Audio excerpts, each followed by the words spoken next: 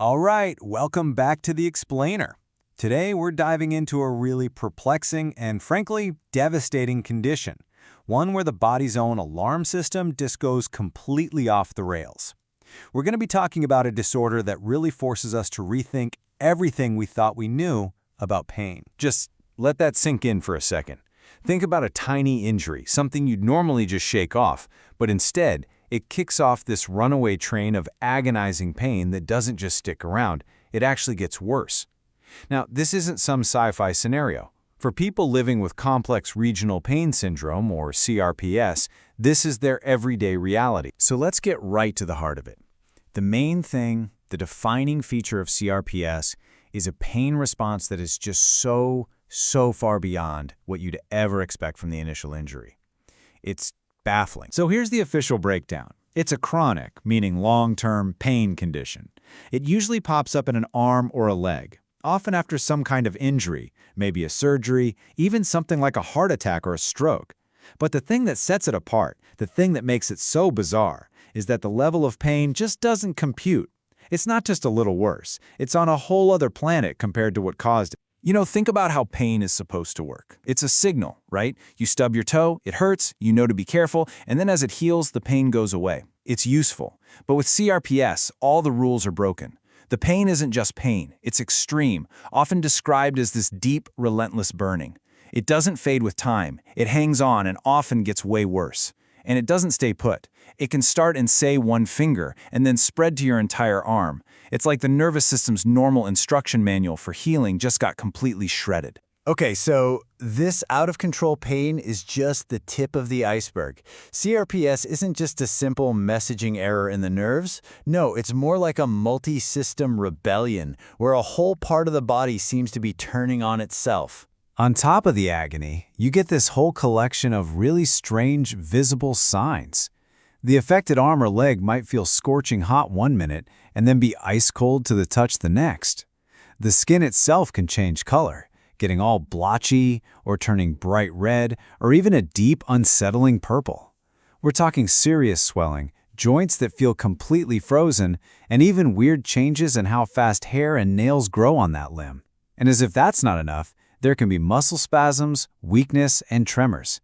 This is way more than just a pain signal. It's a full-on physiological meltdown in one part of the body. So you might be asking, how does it get this bad and stay this bad? Well, it's often because patients get trapped in this absolutely vicious cycle. It all starts with that intense, overwhelming pain. So what does your brain instinctively do?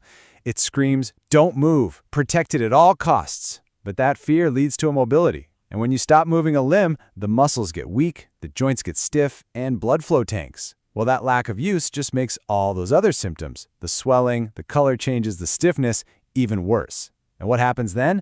The pain gets even more intense, which just cranks up the fear, and the whole miserable cycle starts all over again, spiraling deeper and deeper. The physical side of this is obviously devastating. But there is a whole other battle that patients have to fight. And this one is completely invisible to everyone else. And this just cuts right to the heart of the immense psychological weight of CRPS. Because the pain seems so disconnected from reality. Patients are constantly met with disbelief from friends, from their boss, and just tragically, sometimes even from their own doctors. They get told they're making it up, being dramatic, or that it's all in their head. And that kind of invalidation, being told your reality isn't real, that's a whole separate, profound kind of injury. Now just imagine what this is like for a kid or a teenager. It's uniquely cruel. You're trying to figure out school, friends, your whole life, while fighting this invisible war inside your own body. They miss tons of school for pain and appointments. They struggle with this intense brain fog that makes it impossible to focus. And of course, they get isolated, because how do you explain this to your friends? And because you can't see the pain, they face this horrible stigma, with teachers or other kids thinking they're just lazy or faking it to get out of gym class. So it's really no surprise that this constant, grinding battle takes a huge psychological toll. And let's be super clear here. CRPS is not a psychological problem at its root. But as a direct result of the chronic pain, the disability, and feeling so alone, a huge number of patients, we're talking around 30% or even more, end up developing secondary conditions like severe anxiety and depression. The pain causes the distress, not the other way around. Okay, so if CRPS is this complex beast that attacks both the body and the mind, how on earth do you fight back? Well, it's not with a single magic pill. The answer is a coordinated, all-hands-on-deck, holistic counterattack. Now, to really fight back, you have to wrap your head around a really fundamental and honestly pretty counterintuitive idea. To break that vicious cycle we talked about, the #1 goal of modern treatment is to get function back. It's about getting that limb moving again, even through the pain, not waiting for the pain to magically disappear first. And that, right there, is a massive, game-changing shift from how pain used to be treated. The best strategy is basically a forefront war. The absolute cornerstone, the foundation of it all, is intensive physical and occupational therapy. The goal here is to literally retrain the brain and nervous system. Now, that's supported by medical interventions, things like medications or nerve blocks to help take the edge off the symptoms so you can do the therapy. Pillar 3, and this is crucial, is psychological support, right from the get-go, to build coping skills and manage the mental toll. And finally, lifestyle and diet are brought in to help calm the underlying inflammation. You have to treat the whole person all at once. And let's just touch on that lifestyle piece for a second. There's growing evidence that CRPS involves a ton of neuroinflammation, so what you eat can actually play a role.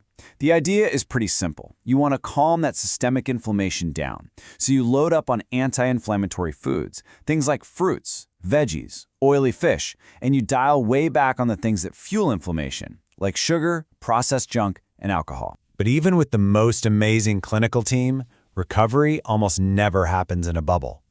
The final and maybe most important source of strength is the support network that wraps around the patient. So that immediate circle, they're the first line of defense.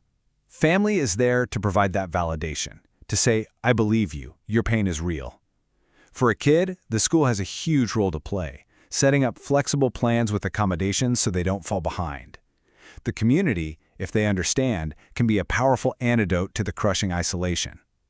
And of course, the healthcare system itself needs to be on the ball, providing a fast diagnosis and that coordinated multi-team care. And if you zoom out even further, you can see this whole global ecosystem of support that's been built. In the US, you've got amazing foundations advocating for patients and funding research. Over in Europe, there are groups working to standardize treatment so everyone gets the best care. In places like Israel, it's recognized at a national level with specialized centers. And then globally, you have these huge awareness campaigns like Color the World Orange Day and scientific groups connecting researchers from all over the world. When you look at all these different groups, from the small patient meetups to the big international research efforts, they all share one single powerful mission: to drag CRPS out of the shadows. The goal is to make it a globally recognized health issue so that no patient anywhere ever has to hear the words, "it's all in your head," again. And you know, that really brings us to the final and I think most powerful thought here. The very thing that makes CRPS so absolutely terrifying, the brain's ability to learn and hardwire this nightmarish pain response, is also, paradoxically, the greatest source of hope. The fact that the nervous system is plastic enough to be retrained through therapy is incredible. It means that if it can learn this destructive pattern, it also holds the immense, unbelievable power to unlearn it and to find its way back to healing.